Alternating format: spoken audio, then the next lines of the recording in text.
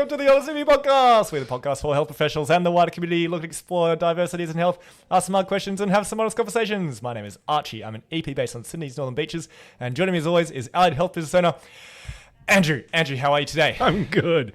That was exciting. I feel excited. I just feel like I need to use some breath to get it out there. I haven't exercised today, so I'm full of energy. Oh, dear. We have a lot of beers on the table here. Many beers. 4 different tinnies. We was actually brought in by one of my clients. He went to Tassie, Tasmania, a little island at the bottom of the country, and he went to a couple different breweries, and he brought back 4 beers for us to try on the podcast. What a great client. What a great client. Thank you to the Harvester. All right. Anyway, Andrew. Is that what you... Have you just made up that nickname? No. He's called the Harvester. Very good. Andrew, do you want to pick your favourite looking one, and we'll start with that the one that's closest to me, I'm going to go with. It's called Duquesne. Duquesne. All right, let's open up Duquesne, and we'll pour them into some glasses. Yeah, good. It's a good coloured can. Okay. It's a very strong purple. Oh, that's a bad pour. No, you're good. That's fine. Yeah, good. Oh, that's beautiful. Oh, glug. Listen to that. There you are. Delightful. Thank you. Have the big one. Cheers. Good. We went ding. Yeah. Ding. Yeah. Oh. So what are we drinking? We're drinking Duquesne. Yeah. It's an IPA. It is okay. That's all we drink these days. What have I got for you? Something about the wilderness. The writing's very hard to read. It's very hard to read. Black writing on like a pale purple is... It's a Launceston IPA. Launceston. Well done, Launceston. I know that place. It's good. Have you been to Tasmania? I have been to Tasmania. Beautiful. Yeah? Should go. What'd you do there? Not much. Yeah, right. Actually. Did you meet any EPs? I didn't meet any EPs. I played golf. Golf is good. Oh, Barnbugle. We play Barnbugle. You have a sweater from there. I do have a sweater from there. He's a good course. Cherished piece of Andrew's wardrobe, the Barnbugle sweater. Absolutely. You're trying to segue that into our conversation for today. We're gonna answer a couple questions today. Might be a shorter one. The first one being, should you, and once we decide that the answer is yes, why should you network with other of your same profession? For us, that is EPs, but for you, it might be not your EPs. Could be chiros, could be osteos, could be physios, could be GPs, could be orthopedic surgeons. I don't know, all the orthopedic surgeons who listen to this podcast. First off, Andrew, do you believe that we should network with other EPs/health professionals? Yes. Okay. That's a good start. I agree with you. Great. It would be weird if we didn't, because the last 2 podcasts have been with EPs, both from different businesses. One from a business in Sydney, which some people might think is, whoa, that's a competitor. Maybe we start there. In terms of like looking at other EPs and think of them as either friends or foes. Why do you say friends? My belief is that EP is far too small a profession to be trying to like put ourselves in our own little cocoons of this is what I do, and so I think a rising tide floats all boats. It's a classic Andrew quote. That is a quote. That is a quote. It's not my quote, it's somebody else's quote. And I think the importance of advocacy from a combined effort of local practitioners is going to be more influential than singularly trying to go out and do kind of our own different things. I think that is important for our profession. And I think that view is not shared. And that's okay, because some people feel, like you said, that like, why would I go and talk to somebody else because they're my competition and they're likely to take my clients or talk to my referrers or anything like that. Yeah. And so I understand like the apprehension that can exist there. The benefit of doing it is that you get to see different ways of doing things and be able to build, like we've talked about before, about building referral partnerships and things like this, that perhaps you are not the best EP to help that client that's sitting in front of you. And if you've got a EP down the road that you know specializes in a particular area or personally is going to more likely get on with that client that's sitting in front of you, you're going to do that client and yourself much more service by referring to that other EP. Absolutely. Than sort of fumbling your way through it yourself. Sure. Yeah.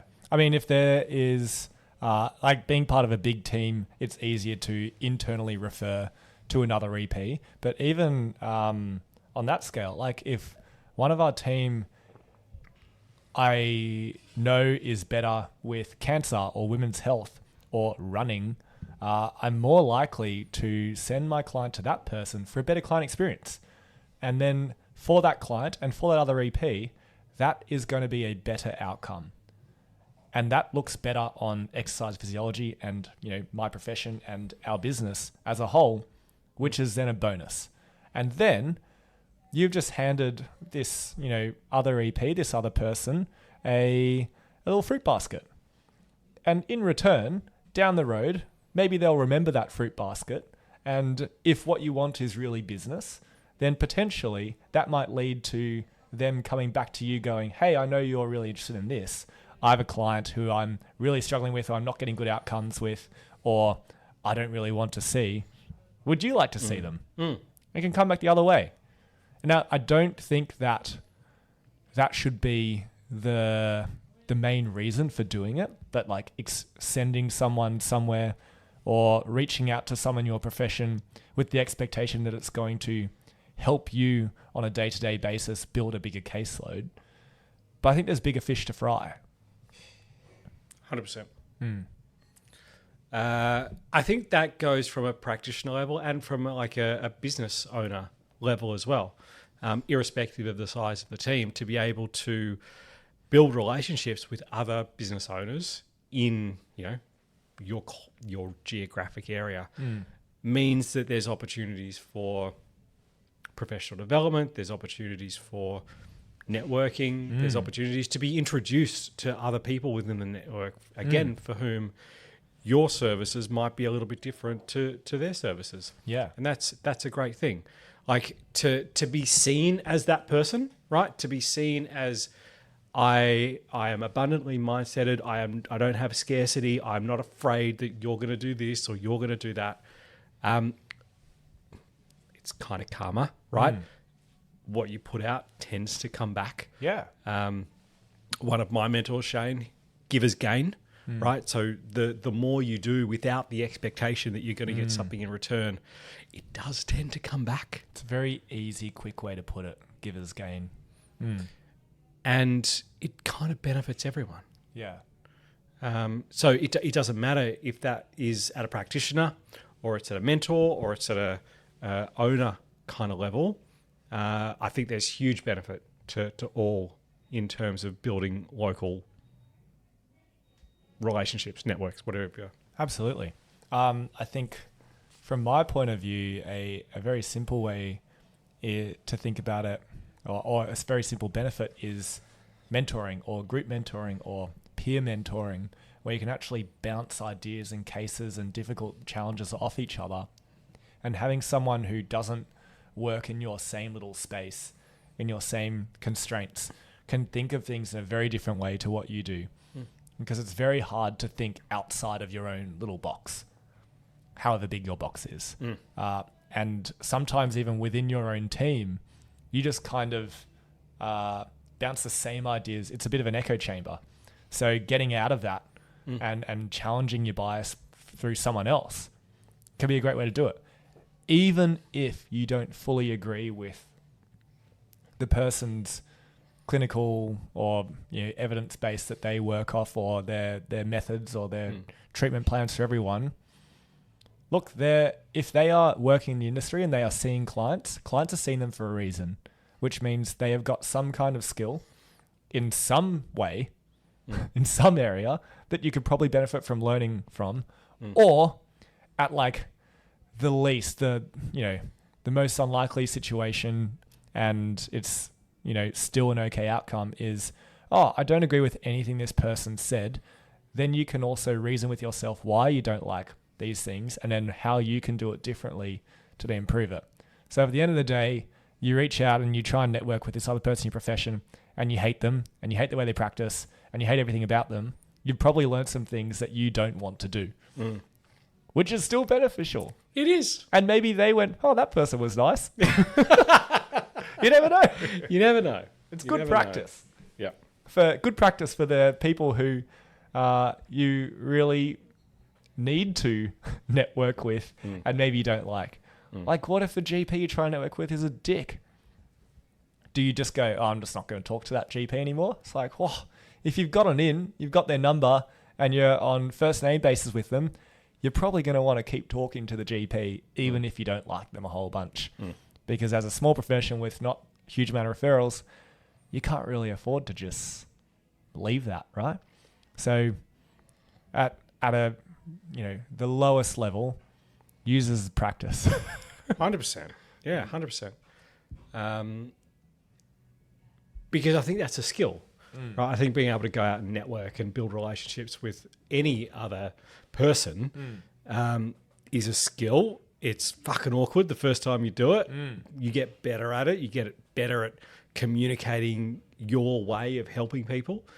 And over time, people start to resonate with that. Yeah. And they start to know because of feedback from their clients or, your socials or whatever it is that, oh, he's Archie. Like he likes to treat in this kind of a way. Therefore, these are the sort of clients that he likes to see. And if I see one of those people, I'm going to refer to him because he knows, right? And I think, again, like interdisciplinary, like if I'm sitting there with a client and I'm getting nowhere and there's a personality clash and it's just not clicking, to go and say, actually, you know what? I think we need to change the direction. I think you should go and see this person because I think you're going to gel a little bit better. So much better for your reputation. Hugely. So much better for that client. Yeah. And yes, like you're going to lose out a little bit in terms of like not seeing that person another few times, but you're probably not going to create that much of an impact in those few times anyway. And then they're going to be one of those statistics that went, oh, tried EP, didn't work. Yeah. Now what? / it could be, went to an EP, they sent me in the right direction of someone who could help me. Oh, perfect. Valuable. Way better. Way better for you, way better for EP, and way better for your relationship and your network with that person you send them to. Awesome. And I think this is the profession that we want to be, right? Absolutely. Like we want to be the people that go, you know what? The better person to help you will be this person down the road. Like, again, rising tide floats all boats. That is so much better for the longevity of our profession than trying to fuck your way through a thing knowing that, like, this is just going nowhere. I feel like I'm not making progress with this person, or but I know that I'm the right person. It's like, well, maybe you're not the right person. Maybe you're not the right person, and that's okay. Yeah. And it's good to acknowledge that kind of as soon as possible in that process, so that the client gets the best outcome that they can. It doesn't mean that your like treatment modality is inherently wrong and not appropriate. Well, we talked about this with Ryan, right? Like that's not a reflection of you as a person. Yeah. Right? You are not a bad person because you couldn't help this client professionally. Like we all have that. That's okay. Yeah. But to be able to refer that person on means like actually there's some humility within that. In fact, there's a fuckload of humility in that. Going, actually, I think this person is better to help you. Absolutely. I have a little bit of a problem with some parts of, and I definitely get it with some parts of EP, like the EP community, and I'm sure like other professions get it with some parts of their community as well, who become really like, almost like pious and like, we're better than everyone else because we do this and we know that this is the best evidence and that sucks and that sucks. And anyone who doesn't do what we're doing is in the wrong and they're not evidence-based. It's like, all right, mate, like who are you? Who are you actually your better? little soapbox. Get off your fucking like high horse, and acknowledge that you don't do well with every fucking client you see. You still leaving any of that beer for me? Yeah, good. Acknowledge that like what you do isn't perfect for everyone, because nobody can do perfect with everyone. Personality type, patient preferences, previous experiences. Like there's a million factors that you can't control, and you in your setting is not going to be perfect for everyone. So the idea that like, oh no, but you know, EP is, and my style of EP is the best, and everyone else is wrong, I think is just a bit arrogant and stupid. And you're basically throwing out, 100 years plus of health professionals who have helped people through injuries and concerns and medical problems and made a lot of people very, very happy. Otherwise, those professions wouldn't exist because no one has to go see them, yet here they are. So to then go, oh, no, the little bit of current evidence is saying that that's not great. Therefore, they're all wrong. They've always been wrong, and no one should ever do those things. It's like, oh.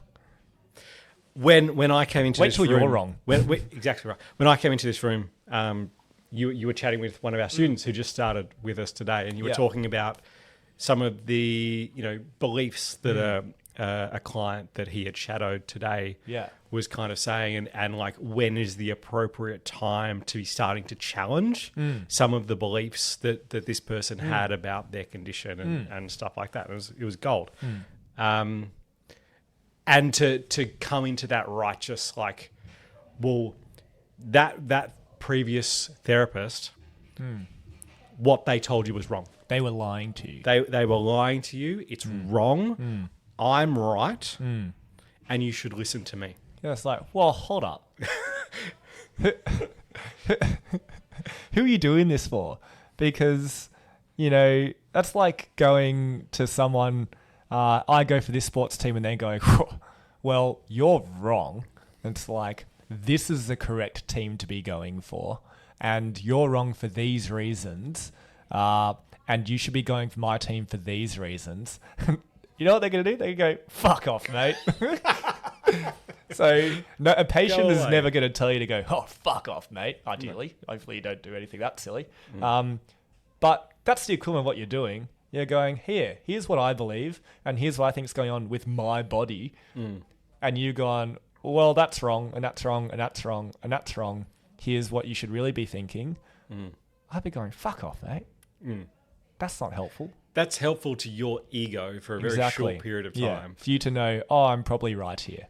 The much harder thing to do is to acknowledge and listen to those beliefs that you believe are unhelpful, which, there are a lot of unhelpful beliefs out there. No one's questioning that. Hold them in, write them down for a later date when it's appropriate to bring up with that person, when they're open to hearing it.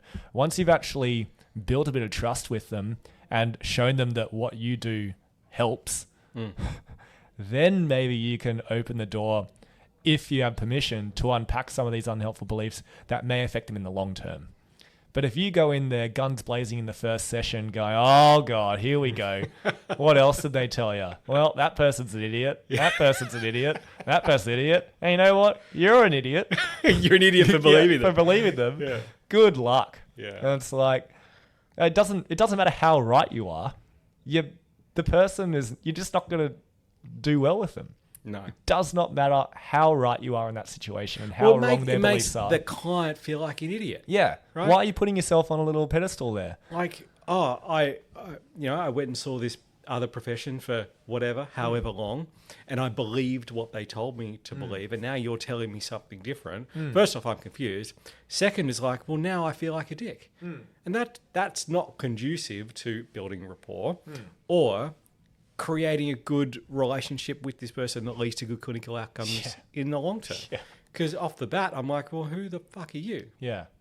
It's like, you've shown me nothing other than, oh, here's my research on this and here's my research fuck on your this. Research. This is my body. Yeah, exactly. And this person told me this and it actually worked for a bit. So get stuffed. You know? Unhelpful. Yeah. As in, like, just put it a bit further down your priority list in terms of what you should be doing in your first consult. So it like what the conversation with Harry, the student, ended up being was, yes, we both acknowledged there were quite a few unhelpful beliefs in there, including like, oh, you know, I might have to go get shoulder surgery at some point because I've used it a lot, kind of thing. And it's like, okay, yep, obviously could have like started a conversation around that, but she'd also said that, but I know exercise helps, and I think I just need some help to get back into doing that and gradually loading it. I'm paraphrasing obviously.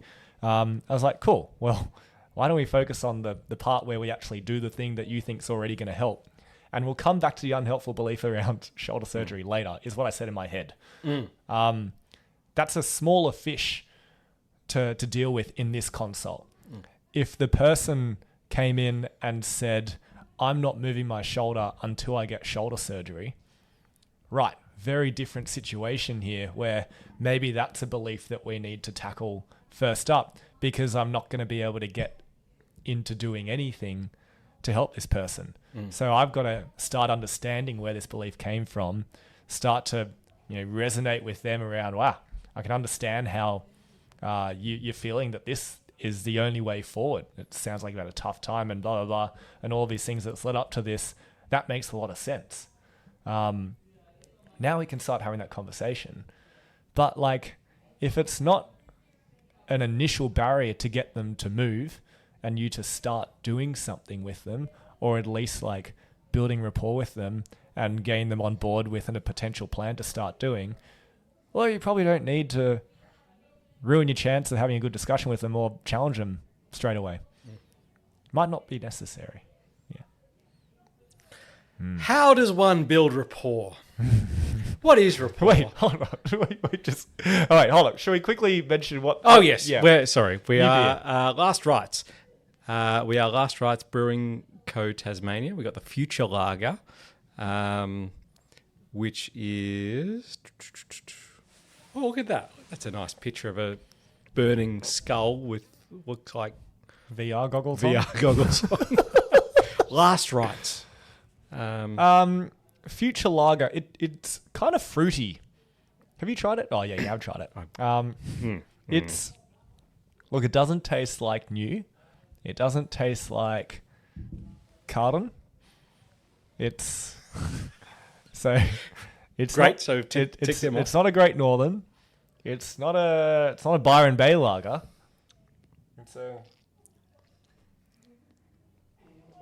It's got a lot of oomph to it for a lager. I don't know. I don't think we've had many like crafty, interesting flavored lagers before. No. What we really need is Sarah Woodruff here to explain how lagers are different to ales. I can describe the can. I can't describe the different notes in it. So it's fruity. It's fruit. And it's a it fruity doesn't lager. taste like your big three lagers that you get on the tap at the local bolo. So there you go. If that's what you're looking for, it's not a horrible beer. No, not at all. How strong is it? 1.5 standard drinks for a can, so 5%. Okay, all right. Kind of on par with your other crafty beers. What was the percent on the pink one? The pink one was a little bit stronger at 1.9 standard drinks and 6.5%. 6.5%. Goodness me.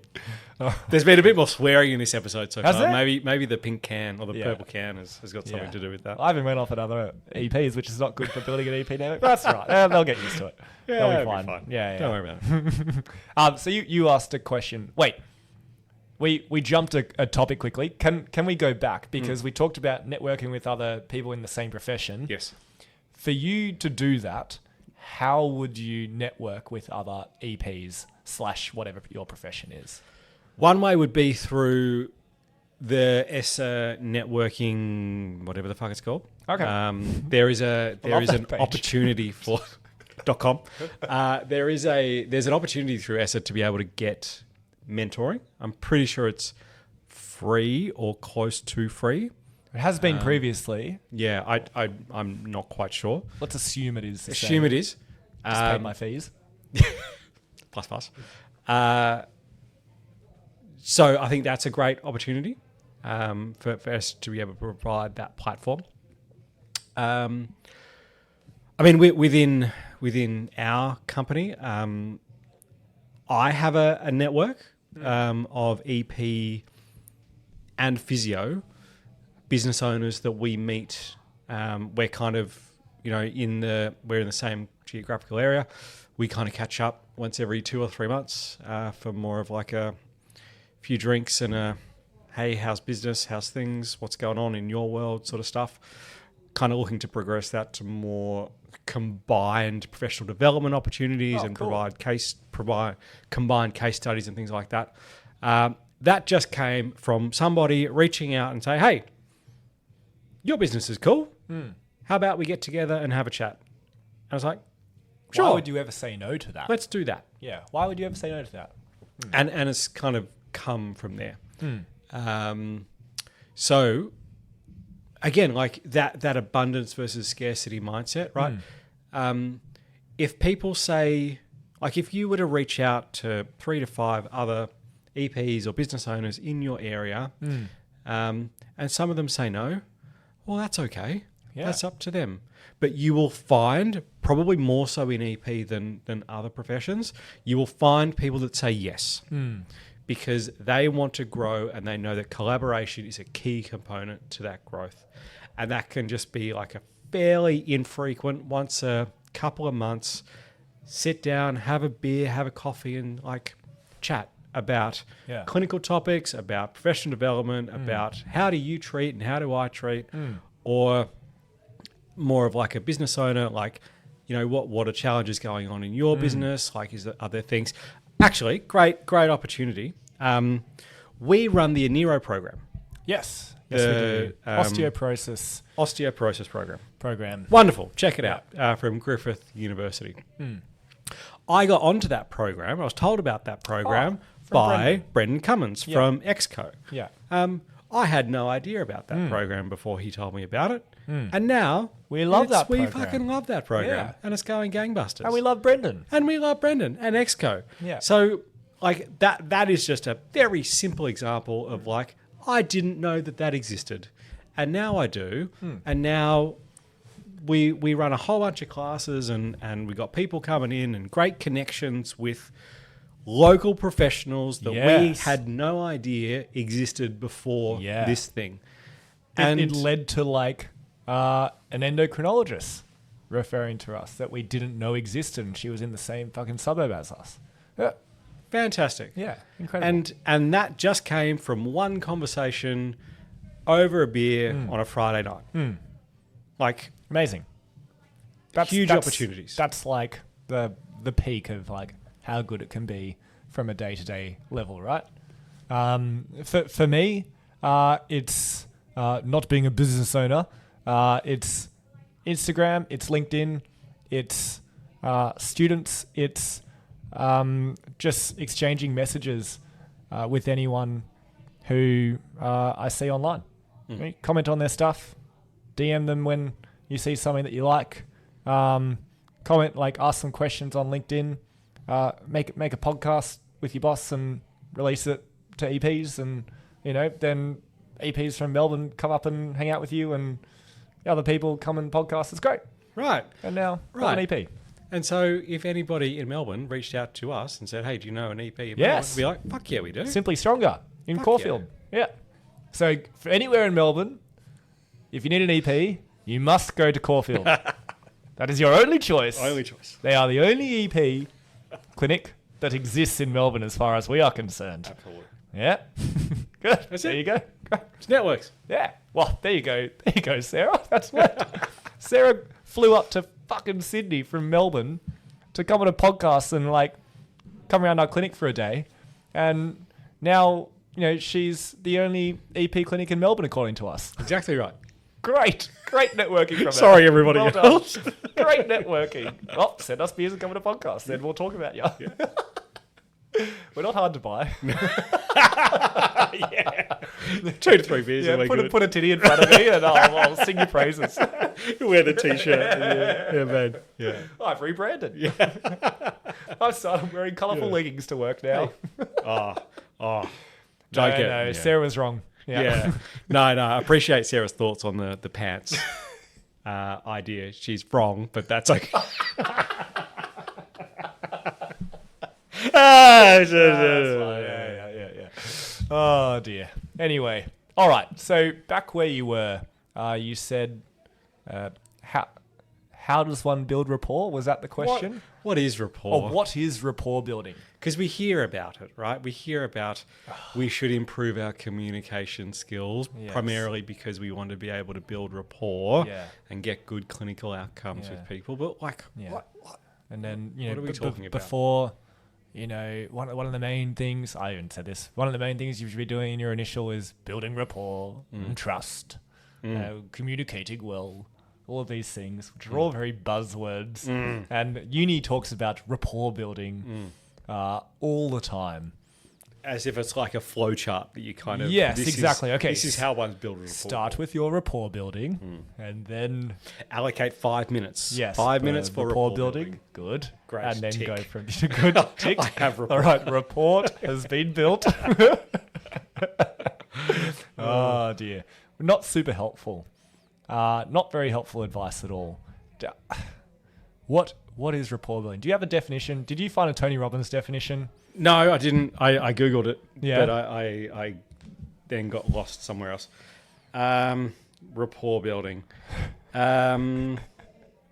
Like from the basic standpoint from what Google tells you. It's that somebody trusts you. Right? You have rapport with somebody where they like you and they trust you. That's it. That's it. Because if they don't like you, they're not going to take your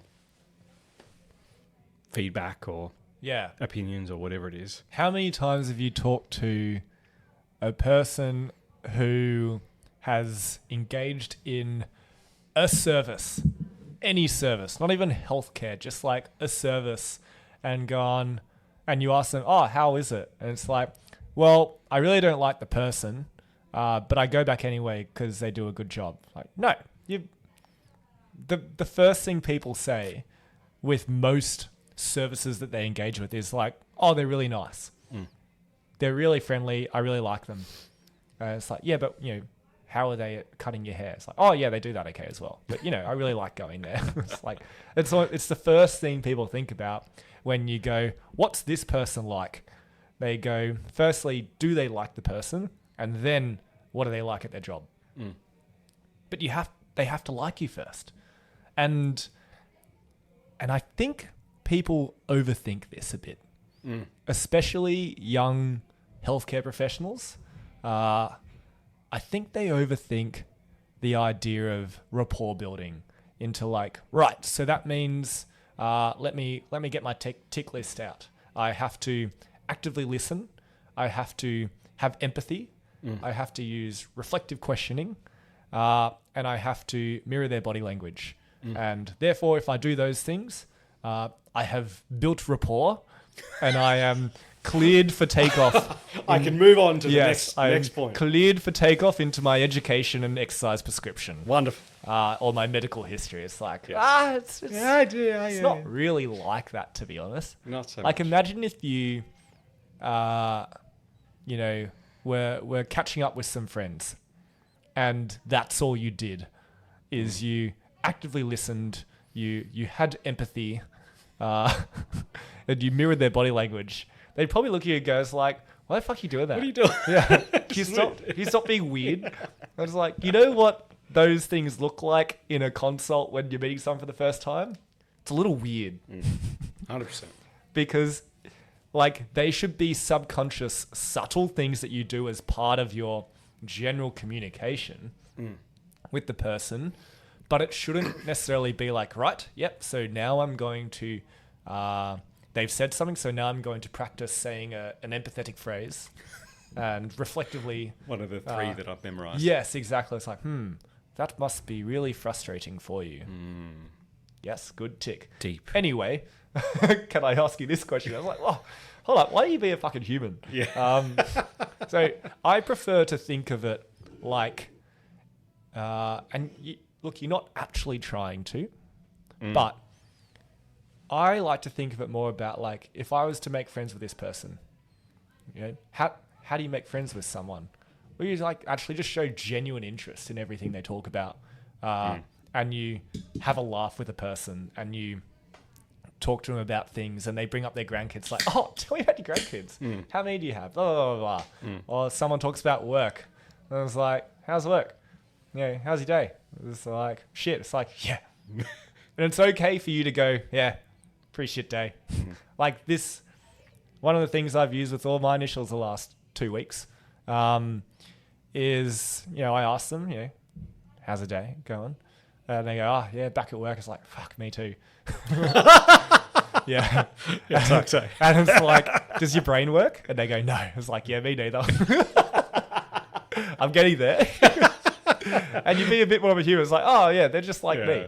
Yeah. You know, it's like, yeah, they're not you're not accusing them of being shit at their job. Yeah. But, you know, they don't expect you to be some alien health professional that doesn't feel normal human things. It's like you can feel human things and go, first week of work's hard, isn't it?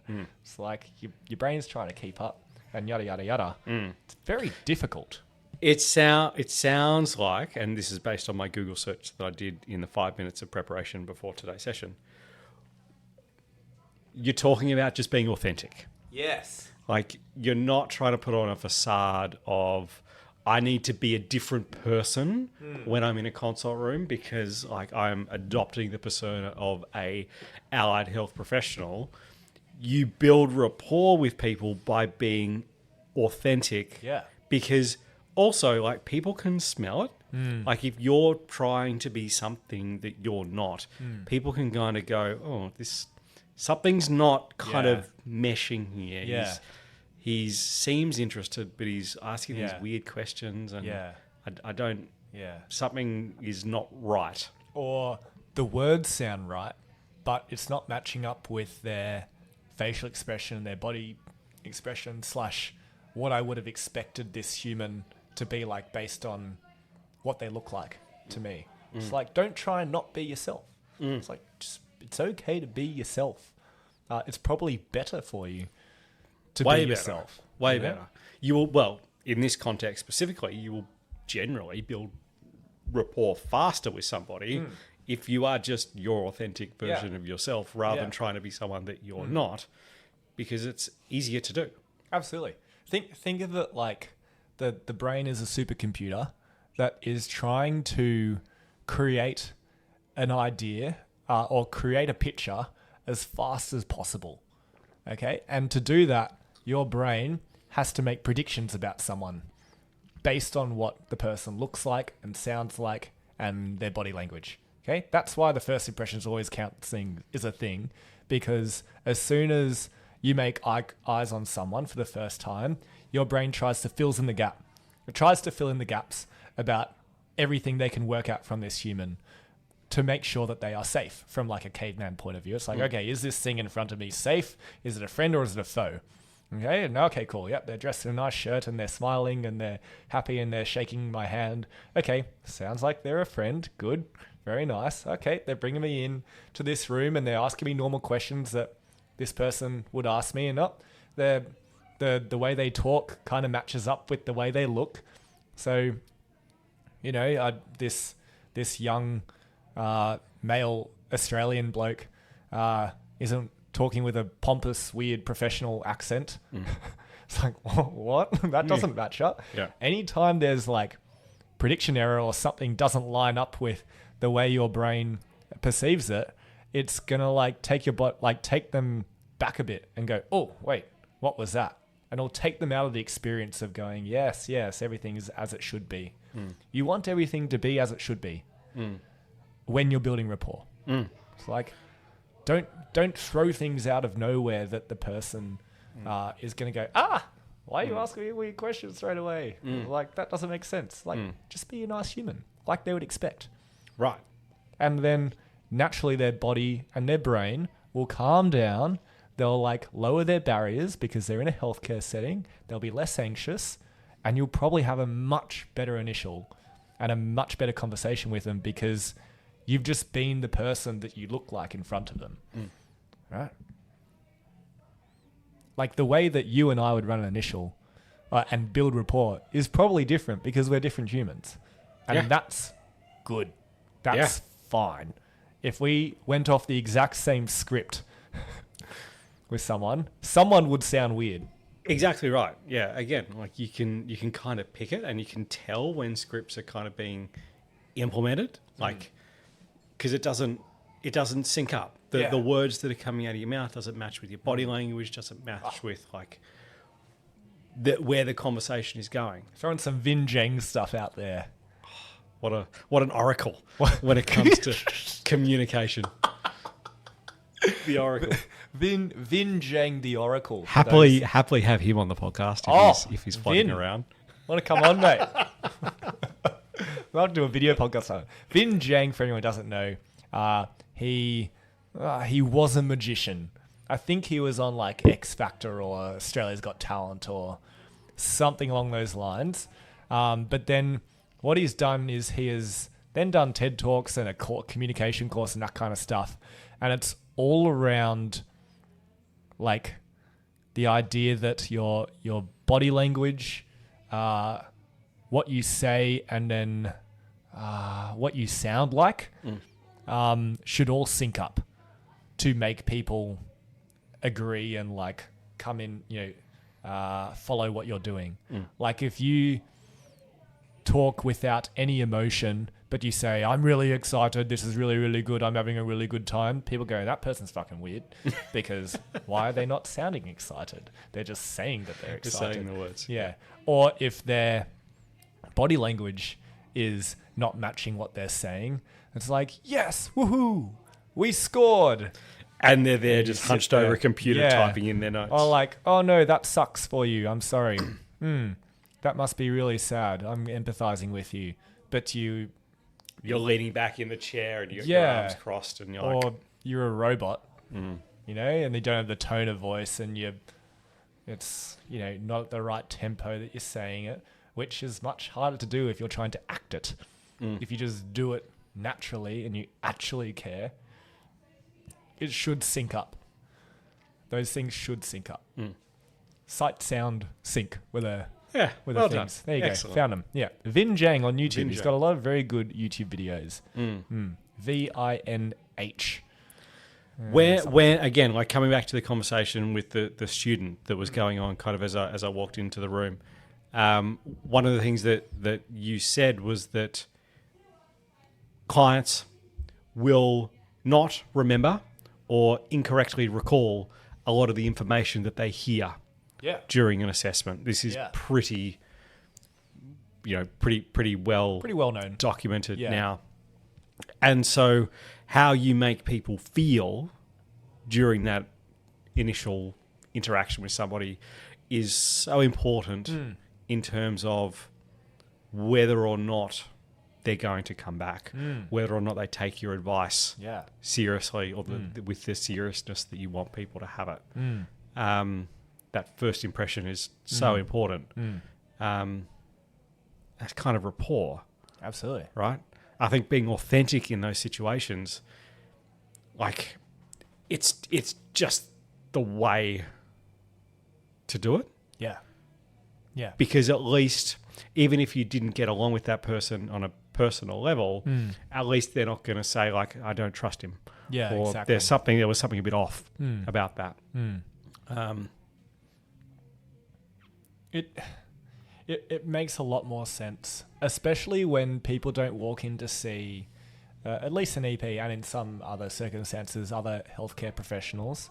They don't walk in with a whole bunch of like trust, and they don't necessarily see you as a really big expert on their body before you go in there.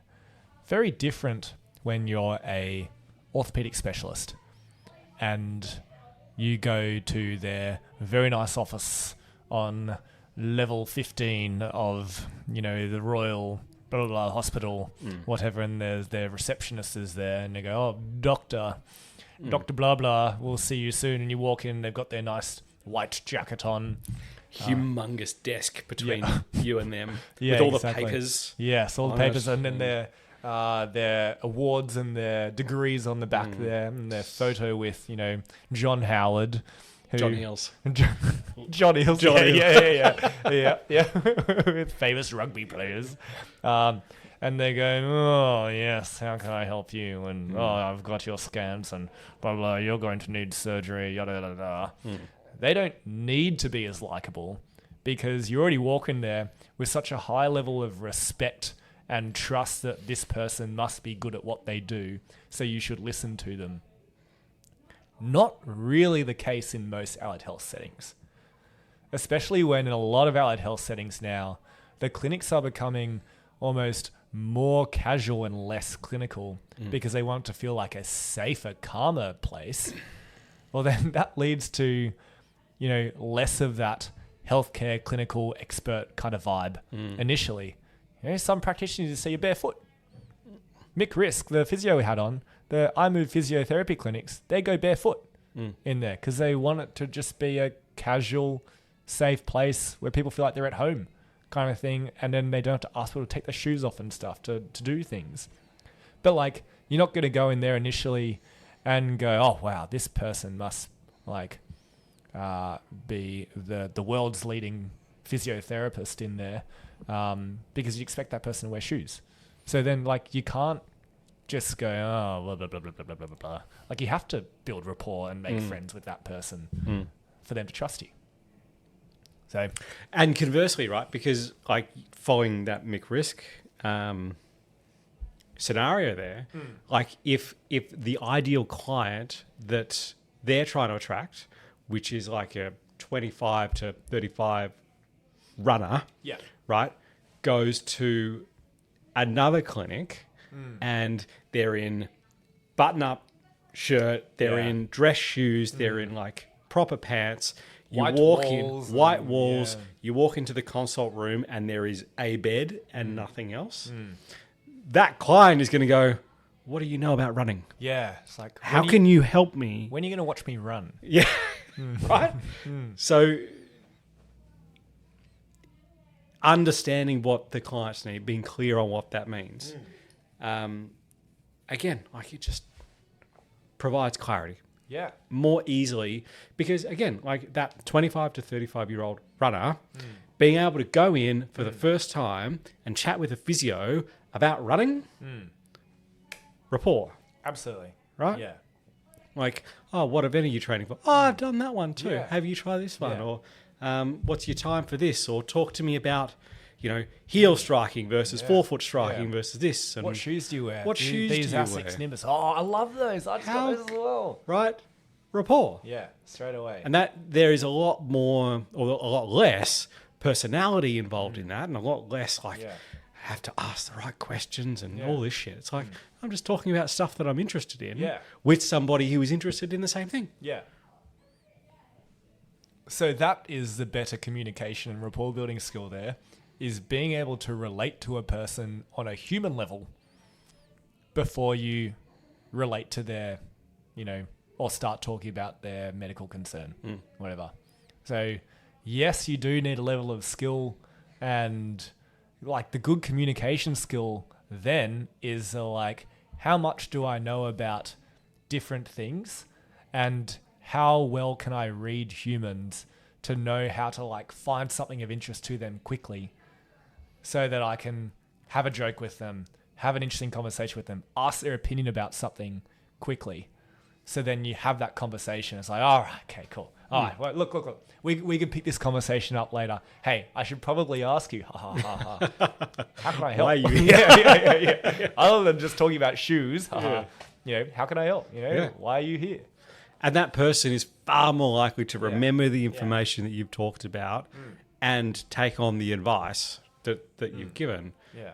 Because they feel more comfortable to be able to do that. You've primed their brain to be more interested in the conversation you're going to have.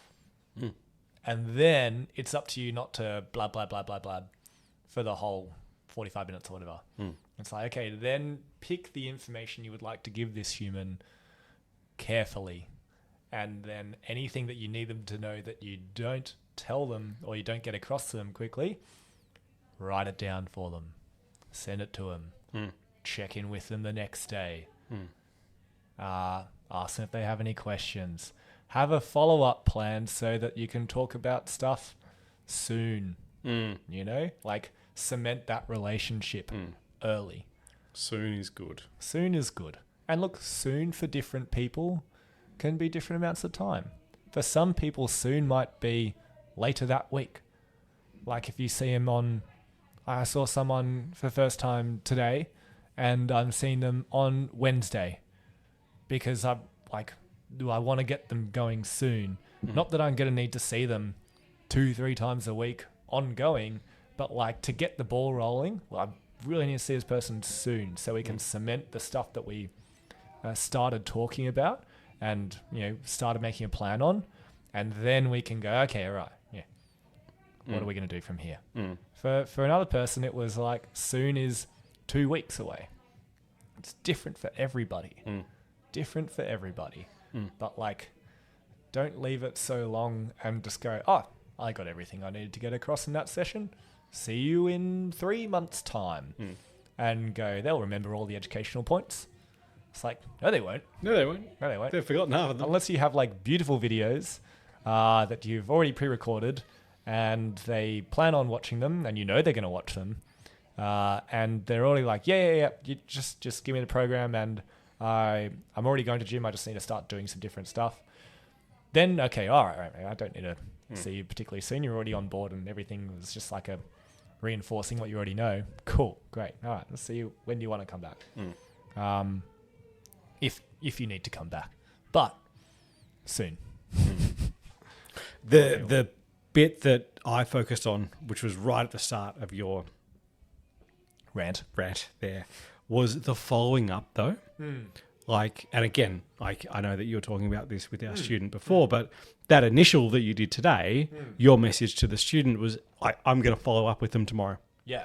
I'm going to see how they felt after what we did today, and that will then guide what we do with that person moving forward, irrespective of whether moving forward is I see them on Wednesday or I see them in 2 weeks' time. I think that goes back to rapport because that person feels like this person actually gives a shit and how I'm feeling, like they're able to capture that. If I wake up tomorrow morning and I feel like garbage and Archie sends me a message and says like, hey, how are you feeling after our assessment yesterday?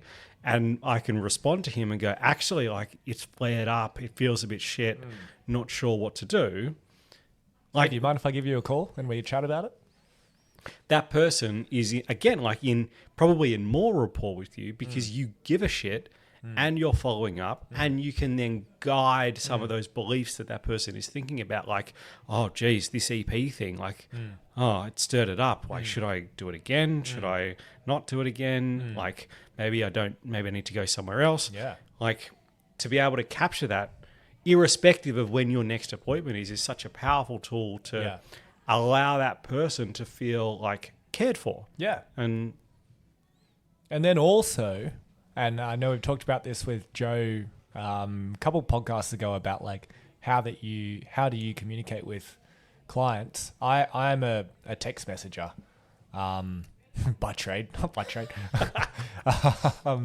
So now I have a very open line of communication when I message someone over the phone that we can now have a chat and it feels more like personable as well then. I find that that's a much nicer way to go about it.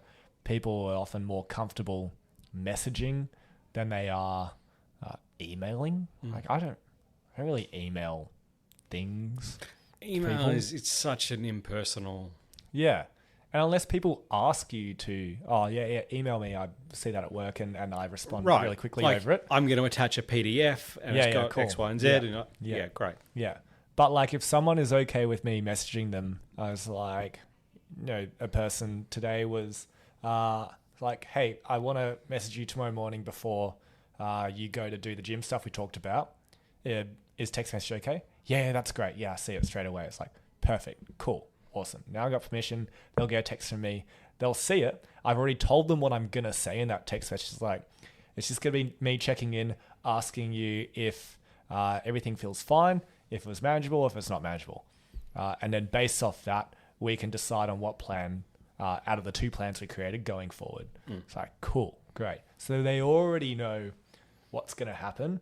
I've already set it up. There's going to be no prediction error. I'm not going to shock them in any way. We've already prefaced that maybe they won't feel good tomorrow based on the assessments we did, and that's fine. Then here's a plan that we do if it doesn't feel fine. So either way, we're just kind of following the same steps that they already know are going to happen, and they're fine with it. And then they're very safe, like messaging me. It's not like, he's selling me something. He's messaged me out of the blue, and now he wants me to return a message. It's like, no, I've already got permission that like I'm going to message you, and you said you're going to reply to me. Yep. Much easier. Much easier. I don't know if we should open the last beer. I think I've run out of things to talk about. Unless I think so. Yeah. I think we're good. That's a good amount. What was the third beer? We didn't even tell people that we opened it. Fog on the Tamar? Tamar? I assume that's a... Oh, yes. It's a Miner's Gold is a brewery, restaurant, taproom located in Beaconsfield in Tasmania's stunning Tamar Valley. There we go. Tamar Valley. Tamar Valley. There you go. It is a hazy pale ale, 5.4%. Do you remember it? It was good. Was it? Yep. What it tastes like? Like a IPA.